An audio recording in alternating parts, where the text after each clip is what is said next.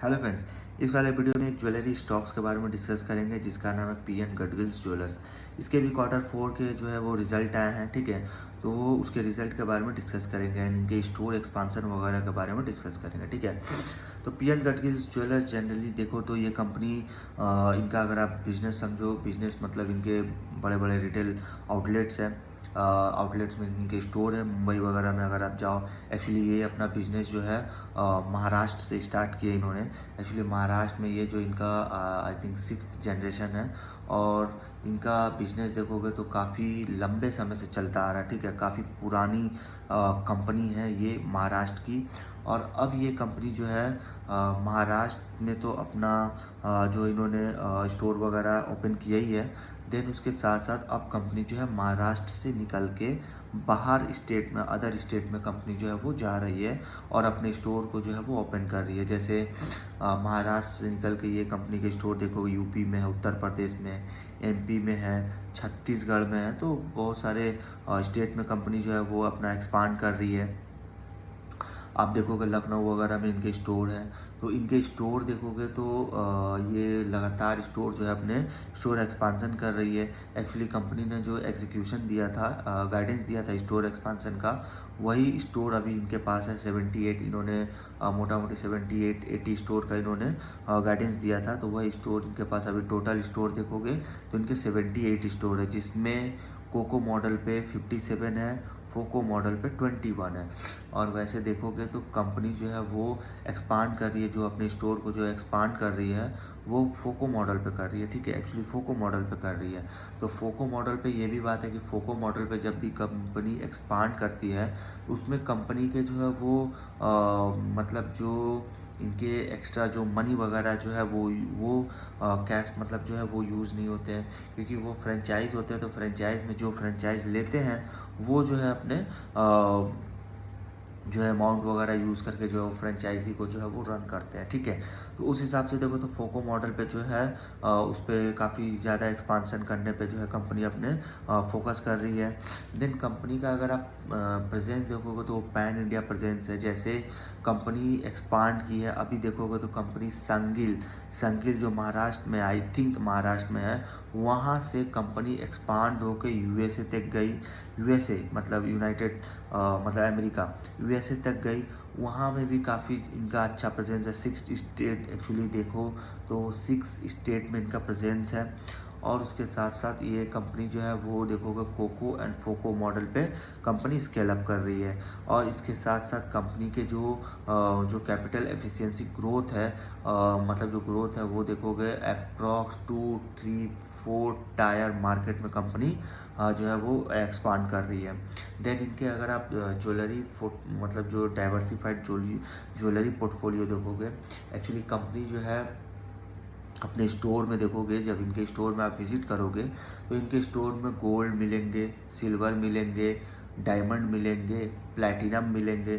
तो ये सारे इनके स्टोर में आपको मिल जाएंगे, ठीक है। और इसके साथ साथ अगर आप इंडिविजुअल अगर आप ऑर्नामेंट्स वगैरह अगर आप समझो तो ब्राइडल वियर के जितने भी ऑर्नामेंट्स होते हैं, आप नेकलेस बोलो, ईयरिंग बोलो, फिंगर रिंग बोलो, देन ब्रासलेट हुआ, चैन हुआ, बैंगल्स हुआ, मतलब मंगलसूत्र हुआ, जितने भी जो ब्राइडल वियर या लाइट वियर जो भी ऑर्नामेंट्स वगैरह होते हैं वो सारे इनके स्टोर में आपको मिल जाएंगे, ठीक है। देन उसके साथ साथ इनके देखोगे ये तो इनके स्टोर है ही। उसके साथ साथ कंपनी जो है लाइट स्टाइल मतलब पीएनजी बाय लाइट स्टाइल इन्होंने जो है इन्होंने इसके भी बहुत सारे स्टोर इन्होंने ओपन किए हैं, ठीक है। तो लाइट स्टाइल में क्या है ना कि जितने भी लाइट वेट के जो ऑर्नामेंट्स होते हैं, रिंग वगैरह हो गया, बैंगल्स हो गया, ब्रासलेट हो गया, चैन हो गया, जितने भी लाइट वेटेड जो ऑर्नामेंट्स होते हैं वो ये कंपनी लाइट स्टाइल में जो है सेल करती है। और वैसे लाइट स्टाइल में देखोगे जो अभी के जनरेशन के जो लोग हैं ना, अभी के जनरेशन एक्चुअली अभी के जनरेशन जो है वो हैवी वेट पहनना लाइक नहीं करते हैं। उस हिसाब से देखोगे तो अभी के जो जनरेशन है वो लाइट वेट के ज्वेलरी जो है वो वेयर करना पसंद करती हैं। तो उसी हिसाब से अभी देखो तो कंपनी जो है वो लाइट स्टाइल के जो शोरूम जो इन्होंने ओपन कर रही है जगह जगह, तो उसमें देखोगे जितने भी लाइट वेटेड सामान हैं लाइट वेटेड में आप ज़्यादातर एक्चुअली ये लोग जो स्टडेड ज्वेलरी जो होता है ना वो सेल करते हैं, मतलब जैसे 14 कैरेट 18 कैरेट के जो ज्वेलरी होते हैं।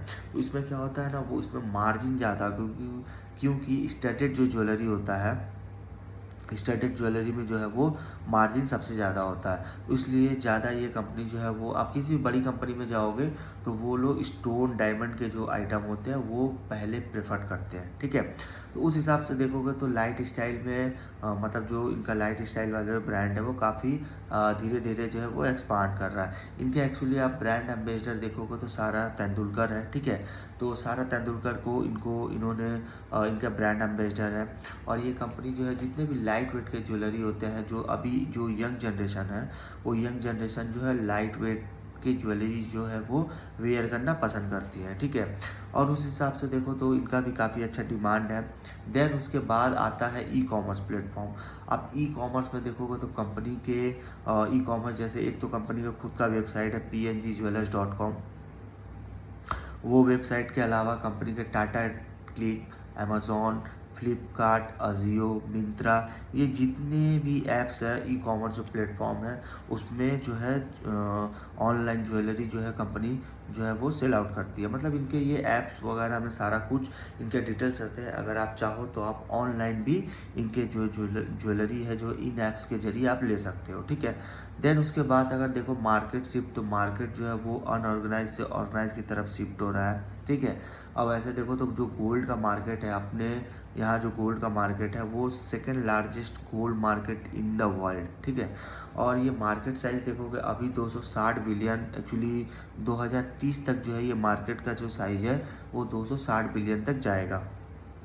देन ज्वेलरी का अगर आप देखो, जो गोल्ड मतलब जो ज्वेलरी का जो कंजप्शन है जो गोल्ड ज्वेलरी का वो 66% है, ठीक है।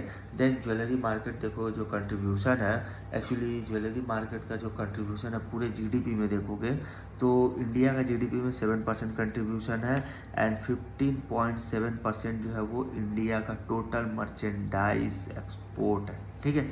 देन उसके बाद इनका देखोगे जो FY25 में जो है देखोगे डेटा, तो इन्होंने बताया है कि 2027 तक, इनका 2027 तक जो इनका एक्सपोर्ट है मतलब 39.6 बिलियन से इंक्रीज हो गए US $100 100 बिलियन जो है वो हो जाएगा 2027 तक, ठीक है।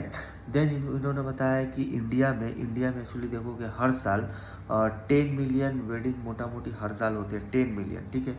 उस हिसाब से अगर आप देखोगे तो 300 से 400 टन ऑफ गोल्ड जो है अपने इंडिया में जो है वो यूज़ होता है। ये एस्टिमेटेड है, एक तो एस्टिमेटेड होता है ना वो, तो ये एस्टिमेटेड है। तो 10 मिलियन वेडिंग हर साल होता है अपने इंडिया में और उसमें 300 से 400 टन ऑफ गोल्ड जो है वो यूज़ होते हैं अपने इंडिया में, ठीक है।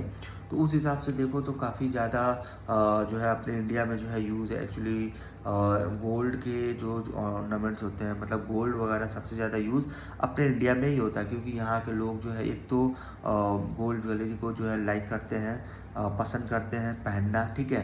देन उसके साथ साथ उसका वैल्यू जो है वो समय के हिसाब से इंक्रीज़ होता है, ठीक है। उस हिसाब से देखोगे तो काफ़ी ज़्यादा यूज़ होते हैं अपने इंडिया में है जो है, ठीक है।